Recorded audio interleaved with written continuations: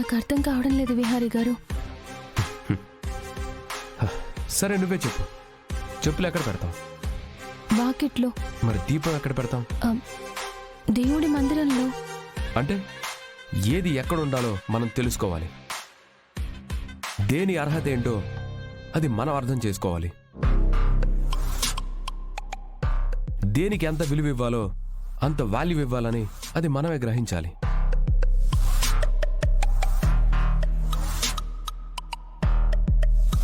ఇన్ని రోజులు నీ అర్హతకి ఇవ్వాల్సిన గౌరవం నీకు ఇవ్వలేదు లక్ష్మి. అందుకే ఆ గౌరవాన్ని ఇప్పుడు ఇవ్వాలనుకుంటున్నాను.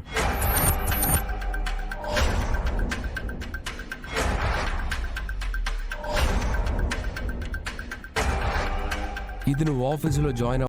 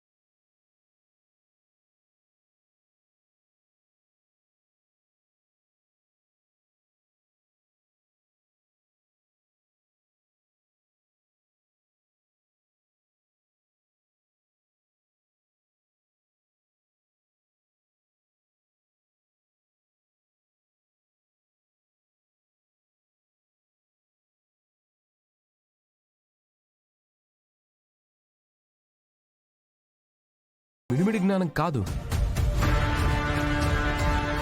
ఒక మిస్సైల్లా దూసుకుపోయే జ్ఞానం.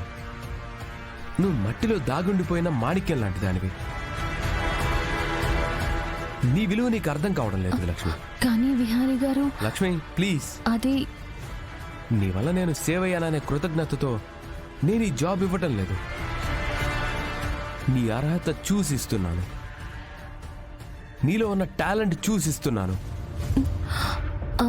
లక్ష్మి, నా మీద నీకే మాత్రం గౌరవం ఉన్నా ఈ జాబ్ చేయడానికి ఒప్పుకో.